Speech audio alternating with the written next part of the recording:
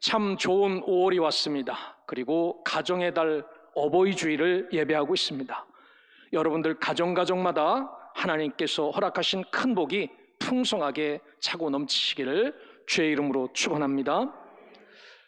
1989년 유엔 총회에서 결의하였습니다.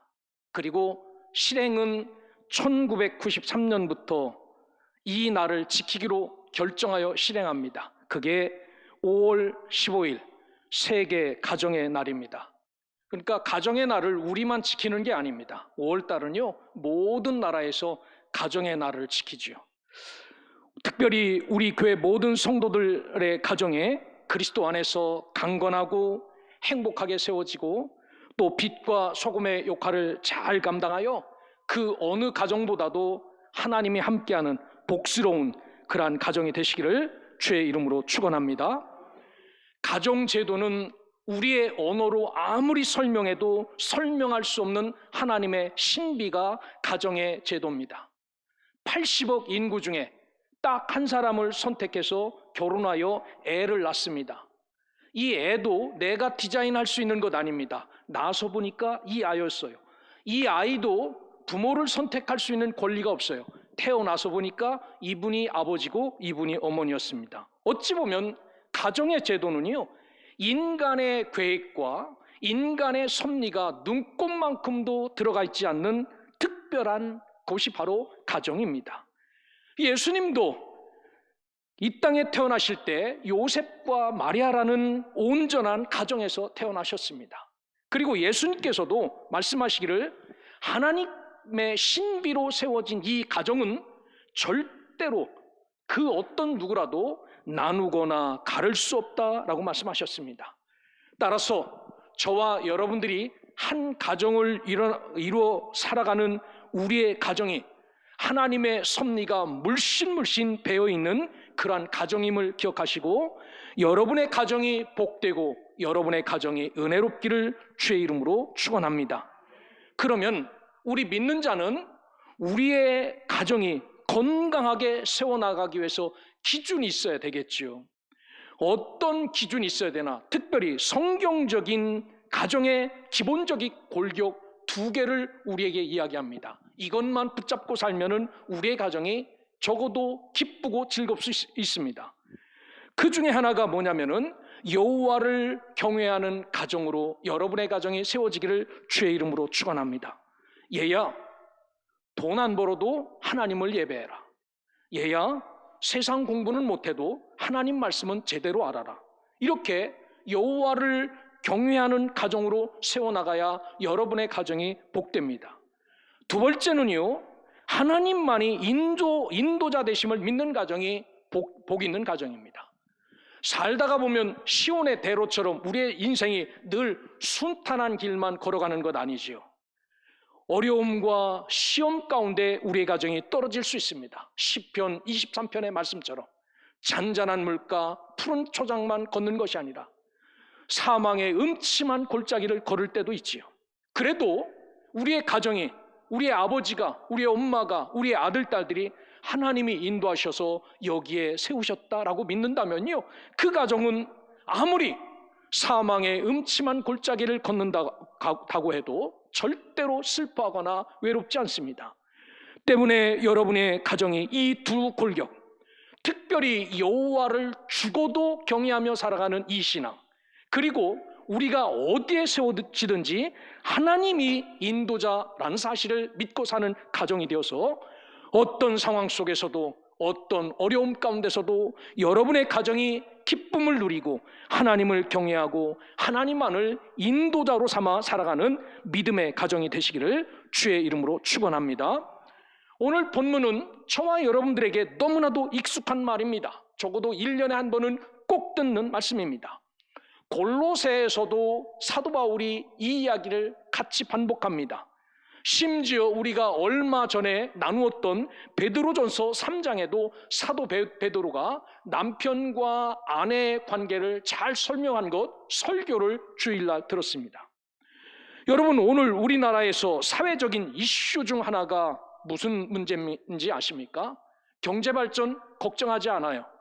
경제 발전은요, 경제 도통한 사람들이 막 기술도 만들어내고요, 대단합니다. 가정의 문제는 사람의 힘으로도 되지 않고 여호와의 신으로 되는데, 이게 문제입니다. 가정의 문제. 어제 국민일보에 대문짝만하게 머릿기사로 나온 주제가 있습니다. 가정 해체 위기 어찌할까나. 가정 해체 위기 어찌할까나. 이게 국민일보의 머릿기사로 대문짝만하게 났어요. 앞만 보고 달려왔지요. 우리의 목표가 뭐였습니까?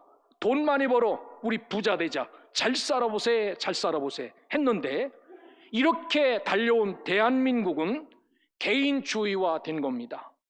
고령화가 되었고요, 비결혼이 팽배했고, 저출산, 졸혼, 별거, 혼밥, 이혼율 증가 등으로 가족이란 의미가 희미해지는 시대에 살고 있습니다.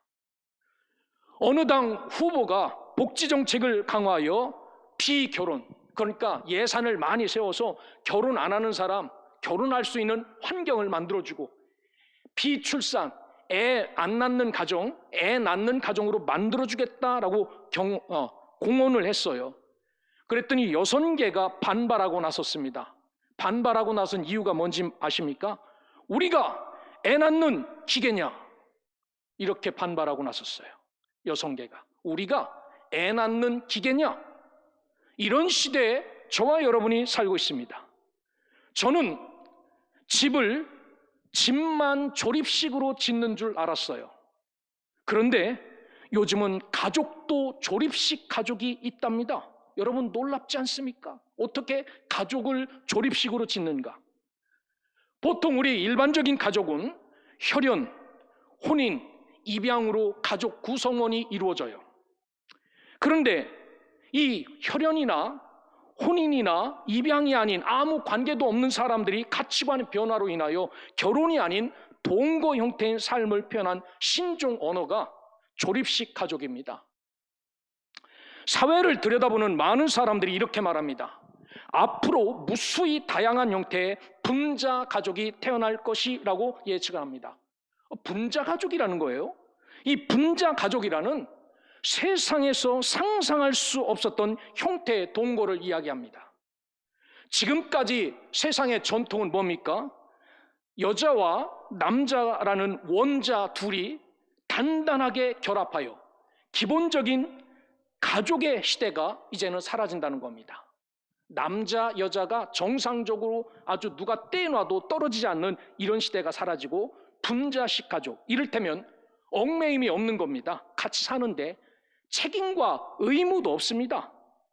이 가족으로 여기에는 사람만 포함되는 것이 아니라 동물도 포함되어 가족 구성원을 이루는 시대가 도래했다고 말합니다.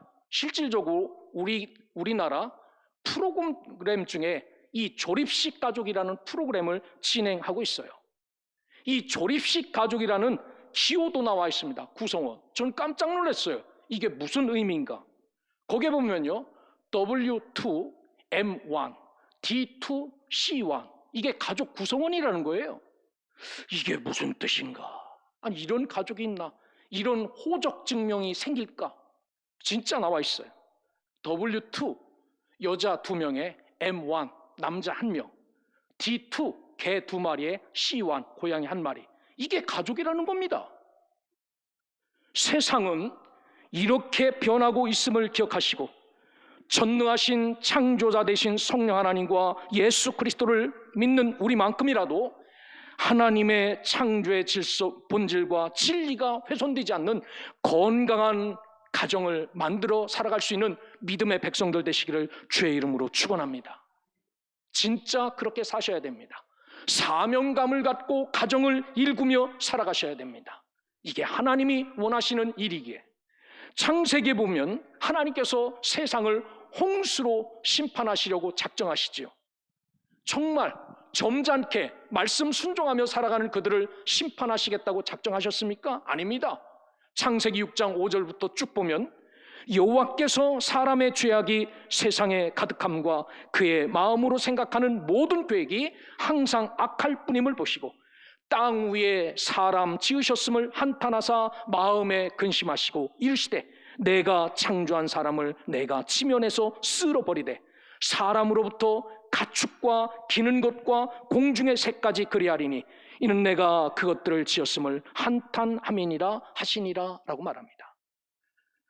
우리 오늘 가정의 달이 되어 어버이 주일을 지키는 소명의 성도 여러분, 오늘 우리의 죄악 때문에 하나님이 세워놓으신 이 진리를 허물고 인간 뜻대로 살려고 하는 이것들이 도가 지나쳐 하나님이 우리를 이 땅에 내셨음을 한탄하지 않도록 하나님의 말씀대로 하나님 뜻대로 살아갈 수 있는 믿음의 가정, 복된 성도들 되시기를 주의 이름으로 축원합니다.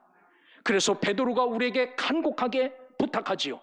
만물의 마지막이 가까웠으니 그러므로 너희는 정신을 차리고 근신하여 기도하라 라고 말합니다. 그것이 세상 유행이 되어 저와 여러분들도 개 한 마리씩 끌고 다니고, 이게 누구냐면 우리 자식이라고 하고 엄마라고 부르라고 하고 아빠라고 부르라고 합니다. 여러분, 세상에 그런 가족은 없습니다. 내가 난 자식만 내 가족이고 내가 키운 자식만 내 가족이고요, 나를 낳아주신 분만 우리의 부모님입니다. 그러기에 성경의 진리를 잘 아시고 정신을 차리고 근신하여 이렇게 희미해져가는 가족의 구성원을 하나님 말씀 따라 잘 아버지 안에서 형성하며 살아갈 수 있는 소명의 성도들 되시기를 주의 이름으로 축원합니다. 오늘 성경은 뭐라고 말씀하시는가? 자녀들아, 너희 부모를 주 안에서 순종하라. 이것이 옳으니라. 내 아버지와 어머니를 공경하라. 이것이 약속 있는 첫 계명이다 라고 말합니다. 순종과 공경을 해야 된다라고 말합니다. 왜 우리가 우리의 부모에게 순종하고 공경해야 됩니까? 하나님의 섭리대로 이 땅에 태어났는데, 그분들의 기술과 재주가 아니라 하나님의 은혜로 태어났는데, 그런데 하나님은 말씀하세요. 뭐라고 말씀하시냐면 순종과 공경이 하나님의 약속 있는 계명이다 라고 말합니다. 하나님의 서약, 하나님의 동의가 있는 의무고 지시다 라고 말합니다. 즉 부모에게 순종하고 공경해야 한다는 원칙에는 하나님의 서약과 언약이 깊게 녹아있는 명령이다. 이 명령을 지키는 자에게는 하나님께서 조금도 은혜를 풍성하게 베푸시는데 조금도 연약함을 허락하지 않는다라고 말합니다. 그러기에 하나님의 서약인 순종과 공경의 명령과 의무를 성실히 이행하여 하나님의 복을 풍성하게 누리는 우리 자녀들 되시기를 주의 이름으로 축원합니다. 오늘 이 말씀을 깊이 들여다보면요, 너희 부모를 주 안에서 순종하라 라고 말합니다. 휘파쿠 많이 들은 말씀이죠. 그분의 말씀을 경청하는 것, 이것이 옳은 것이다. 디카이오스, 이것이 하나님의 법을 따르는 것이다 라고 말합니다. 늘 성경이 우리에게 요구하는 삶이 있습니다. 성경이 요구하는 삶은 세상 앞에서도 하나님 앞에서도 절대로 이질감 없는, 어긋남 없는 그런 것들을 요구하세요. 하나님이 요구하신 게 세상에 꺼내놓기에 부끄러운 요구가 있었습니까? 없었죠. 이런 요구를 우리에게 하십니다. 오늘 그 중에 하나가 뭐냐면요, 부모에게 순종하고 부모를 공경하라라는 말입니다. 이것이 하나님의 법을 따르는 삶이다라고 말해요. 아직도 가족의 의미가 남아 있습니다. 아직도 이 불이 꺼지지 않는 이 시기, 나를 가장 사랑하시는 부모를 여러분 기억하면서 그분의 말씀에 순종하며 살아가시기를 주의 이름으로 축원합니다. 그러면 도대체 무엇을 순종하라는 이야기입니까? 오늘 나가서 은행 털어와라, 이런 이야기 순종하라는 이야기입니까? 여기서 너희 부모에게 순종하되 라는 말씀은요, 특별히 주 하나님과 관계된 신앙적인 것에 대해서 순종하라 라는 그런 말입니다. 우리 부모님들에게 우리에게 가르치신 선한 신앙의 예법이 있어요. 우리 아버지가 밥상머리에서 교육했듯이 주일은 꼭 지켜라, 이런 거 말이죠. 주일 예배는 여러분 하나님 전에서 되도록이면 신령과 진정을 다해서 예배를 드려야 됩니다. 사람의 보기에도 불성실하다면은 하나님 안 받으시겠죠. 그래서 부모들은 늘 자녀들에게 너희들 교회 가서 예배 잘 드리거라. 예배 잘 드리거라 라고 말씀하셔야 됩니다. 너희 소득의 10분의 1은 꼭 하나님께 구분해야 된다. 이게 하나님이 너희에게 복 주시는 복이다. 우리는 이것을 하고 있어요. 몇 달 11조 안 낸 거 걸려서 뺏긴 우리 자식들도 있습니다. 뺏어냈습니다. 몽창 냈습니다. 이거 하셔야 됩니다. 가르치는 겁니다. 말씀은 하나님의 말씀이기에 집중하여 들어라. 이 말씀은 세상 말이 아니다. 어떤 말을 들어도 아멘 하면서 말씀을 들으라. 기도는 이렇게 해야 된다라는 것을 가르칩니다. 여러분, 이렇게 부모님이 나에게 가르치신 신앙의 요소에 절대적으로 순종하라라는 말씀입니다. 이것이 옳으니라 라고 말씀하세요. 이것이 디카이오스, 신의 법을 따르는 그런 하나님의 말씀이다라는 사실입니다. 사랑하는 부모 되시는 여러분, 자녀들에게 이런 신앙의 지도를 잘 하시기를 주의 이름으로 축원합니다. 여러분 자녀들에게 신앙에 관해서 한마디도 안 하시는 분들이 계셨다면요, 지금 당장 회개하시기를 바랍니다. 여러분들이 하나도 안 가르쳤는데 그들이 이 교회에 와서 순종할 게 어디 있습니까? 안 그렇습니까? 예배 잘 드려라. 오늘 예배 드렸느냐? 어떤 말씀을 들었느냐? 기도 어떻게 했느냐? 좀 싫다고 해도 간섭하셔야 됩니다. 그런데 전혀 한마디도 교회에 대해서, 신앙에 대해서, 말씀에 대해서, 하나님의 은혜에 대해서 한마디도 않는다면요, 그 자식들은 여러분의 말에 순종할 필요가 없어요. 세상 말 순종하라는 이야기 아닙니다. 하나님의 법을 따라 살아가라고 요청하는 그 말에 순종하라라는 말입니다. 여러분, 오늘 저와 여러분들도 여러분들의 입장에서 얘야, 내가 다 양보해도 하나님께 예배하지 않는 것은 양보하지 못하겠다라고 가르쳐 주십시오. 내가 마지막 죽는 날 신앙생활 제일 잘하는 놈에게 이 재산 다 주고 갈 것이다라고 여러분 명시하십시오. 그렇게 해야 그 자식들이 하나님도 떠나지 않고, 그렇게 해야 그 자식들이 신앙도 지키고 여러분 가문도 지켜나갈 수 있어요. 그러기에 우리가 교회 다니는 것, 신앙생활하는 것에 부모가 되었으면서도 입 뻥끗하지 않고 순종해라, 순종해라. 네? 뭐를 순종하라고요?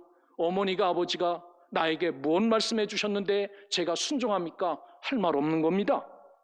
그러기에 우리 부모들은 자녀들의 신앙에 깊숙이 개입하셔서 일일이 예배드리는 것, 말씀 따라 사는 것, 생활하는 것 일일이 점검하는 부모들 되시기를 주의 이름으로 축원합니다.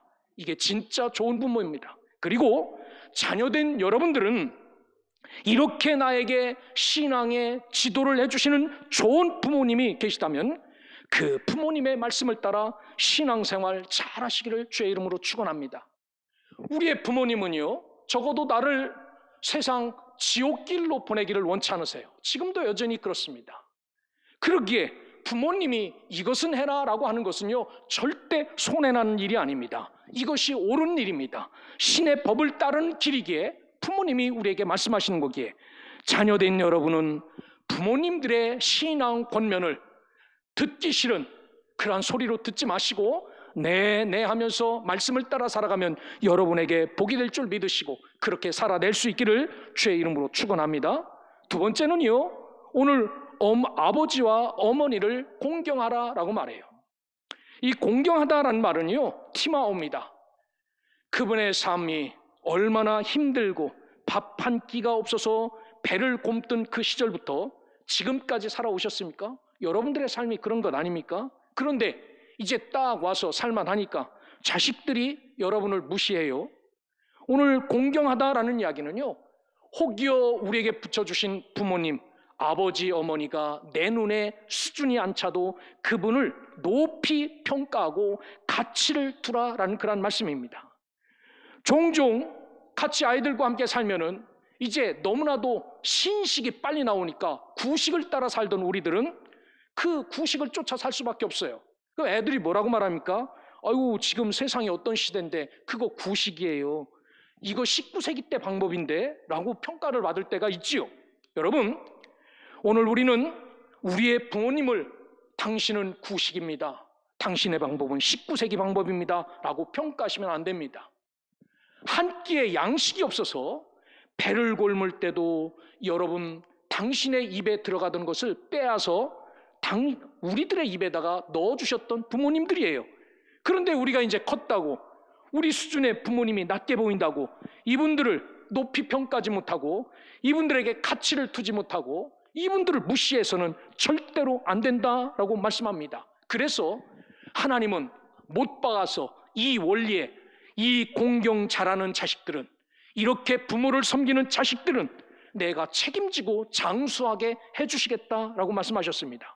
그러기에 하나님의 말씀을 믿는다면은 영양제 하나 더 먹고 건강하려고 하지 마시고요, 여러분의 부모님을 높이 공경하여 하나님이 건강하게 아주 구구팔팔하게 그렇게 보장해 주시는 삶을 살아가시기를 주의 이름으로 축원합니다. 특별히 오늘 성경을 보면요, 부모를 공경해야 할 때 하나님이 얼마나 엄하게 부모를 공경하도록 우리에게 말씀하시냐면은 당신에게 사용하는 단어나 유일하게 부모에게 사용하는 단어를 똑같게 만들어 놨어요. 희한하죠? 우리가 하나님을 부를 때의 단어와요, 우리끼리 부를 때의 단어가 성경에는 확연히 다릅니다.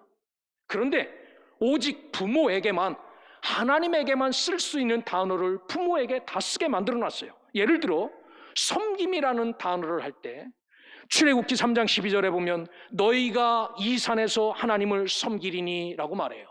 여기에 나오는 섬김이나 누가복음 15장 29절에 나오는 내가 여러의 아버지를 섬겨 명을 어김이 없거늘 이라는 섬겨라는 단어가 똑같습니다.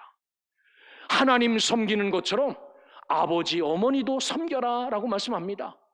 교회에 나와서만 잘하는 척하지 마시고요, 저 시골에 계시고 이런 분들도 잘 섬겨주세요.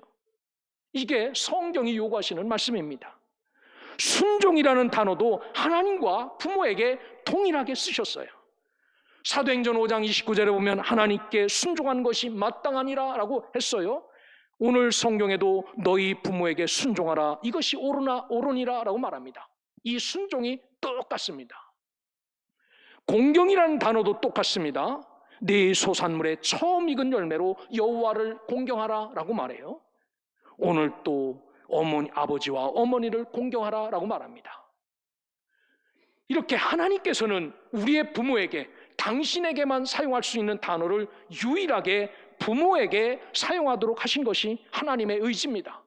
얼마나 부모를 높이 공경하면 하나님이 자신에게만 쓰는 단어를 내어주시며 부모를 높이시는 겁니까? 그러기에 하나님은 육신의 부모를 섬기는 방법으로 하나님을 섬기고 하나님을 경외하는 법으로 부모를 경외하라고 말씀하는 거지요. 그러니까 저와 여러분들은 하나님을 섬기는 양만큼 우리의 육신의 부모도 잘 섬기고 우리의 자식들도 사랑하며 살아가기를 주의 이름으로 축원합니다. 이로써 내가 잘되고 땅에서 장수하리라 라고 말씀을 하세요. 오늘 가정의 주일을 맞이하여 부모를 섬기는 도를 말씀 속에서 깨닫고 실천하여 하나님의 약속의 복을 풍성하게 누리는 성도 여러분 되시기를 주의 이름으로 축원합니다. 마지막으로 우리 부모들에게 자녀 양육의 방법을 말씀하시는데 4절은 이렇게 말씀하십니다. 또 아비들아,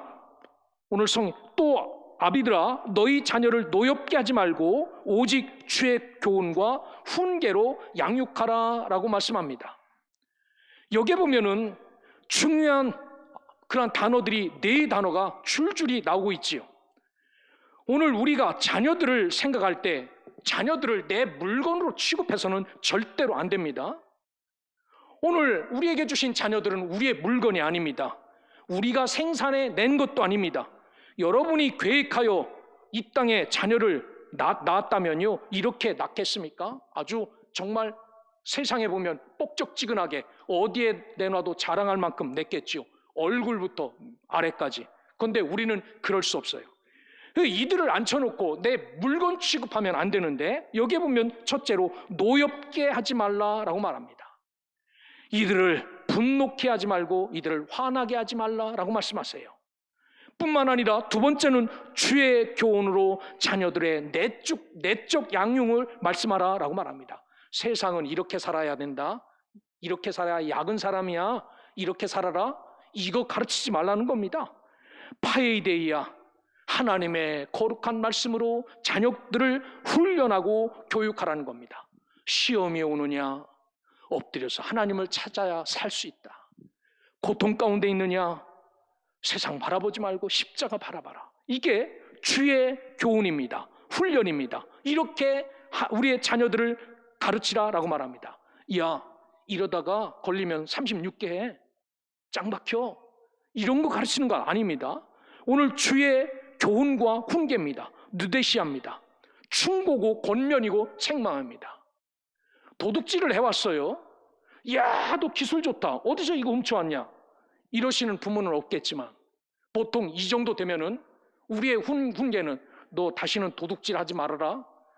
너 아빠 말 들어. 도둑질하면 막 깜빵 가. 이렇게 끝나면 안 되시는 겁니다. 여기에는요, 하나님의 교훈이 0.1도 없어요. 도둑질 해왔어요? 출애굽기 20장 펴라. 그 7번째, 너 뭐라고 말하느냐? 성경이 너에게 뭐라고 말하느냐? 도둑질하지 말라고 말씀하십니다. 그렇지? 하나님은 너에게 도둑질하지 말라고 말씀하신다. 이게 성경의 교훈이지요. 이게 이렇게 자녀들을 훈계하며 키우라는 말입니다. 아빠가, 엄마가 아닙니다. 하나님의 너에게, 주의 말씀이 너에게 교훈한다라고 가르치라는 이야기입니다. 사랑하는 성도 여러분, 이렇게 주의 교훈과 훈계로 자녀를 양육하라라고 말해. 액트레포, 성숙하게 키우는 겁니다. 영양분을 주는 겁니다. 우리 아버지가, 우리 어머니가 이게 줘서 나 이렇게 성공했습니다 라고 말할 만큼 영양분을 줘야 된다라고 말합니다. 나에게 허락하신 자녀들은 내 것은 아닙니다. 하지만 나를 닮은 하나님의 선물입니다. 기가 막히지 않습니까? 세상에 나하고 비슷하게 닮은 사람들이 있다는 게. 그러기에 마음과 목숨과 뜻을 다하여 내 몸처럼 이들을, 하나님 사랑하는 것처럼 이들을 돌봐야 됩니다. 죄의 길로 갈 때 박수 쳐주는 것 아닙니다. 목숨 걸고 돌이켜야 됩니다. 하나님을 떠날 때 가장 가슴 아프며 기도하셔야 됩니다. 그리고 그들을 붙잡아다 주의 전에 세워야 됩니다. 이렇게 양육하라라고 말합니다. 이렇게 자녀들을 사랑하며 자녀들을 주의 길로 인도하시는 좋은 아버지, 어머니가 되시기를 주의 이름으로 축원합니다. 때로는 자식들을 위해서 밤을 새워가며 기도하십시오. 여러분, 부자 되게 해달라고 금식하지 마시고요, 자녀들 잘 되게 해달라고 기도하십시오. 그게 여러분 부자 되는 것보다 훨씬 더 노년에 복이 되는 삶입니다. 때로는 에레미야처럼 자식을 위하여 눈물을 물쏟듯 해야 됩니다. 수도꼭지 틀어놓으면 물이 쫙 나오듯이 우리의 눈물을 자식들을 위해서 이렇게 흘려라라고 말해요. 성경에 보면 에레미야 사도가 고백한 말입니다. 밤 초경에 일어나 부르짖을지어다. 내 마음을 주의 얼굴 앞에 물쏟듯 할지어다. 길머리에서 주려 혼미한 내 어린 자녀의 생명을 위하여 주를 향하여 손을 들고 기도할지어다 라고 말합니다. 여러분, 우리의 자녀들이 주의 길을 벗어날 때 먹을 음식 끊고 성전에서 두 손을 들고 우리의 자녀들을 위해서 기도할 수 있는 부모, 어머니, 아버지가 되시기를 주의 이름으로 축원합니다. 참 심각한 시대에 살고 있어요. 조립식 가정이 만들어지는 시대의 믿음의 길을 걸어가고 있습니다. 하지만 우리는 세상은 그렇다 할지라도 영적인 아름다운 유산을 물려줄 수 있는 부모들 되시기를 주의 이름으로 축원합니다. 그래서 부모들은 자녀들에게 좋은 신앙의 영향력을 끼치는 부모들이 되어 주십시오. 자녀들은 부모님께 순종하고 공경하시기를 주의 이름으로 축원합니다. 하나님 사랑하는 것처럼 우리의 육신의 부모를 사랑하시길 바랍니다. 이것이 하나님의 명이며 하나님의 변치 않는 약속임을 기억하시고, 하나님 앞에 자녀들은 부모에게 순종하고 공경하고, 부모님들은 자녀에게 가장 좋은 신앙의 영향력을 끼쳐서 여러분의 가정이 세상 어디에 내놓아도 하나님께 복을 누리는 가정이 되어 하나님이 여러분의 가정에 성경의 약속대로 풍성한 복을 마음껏 주시기를 주의 이름으로 축원합니다.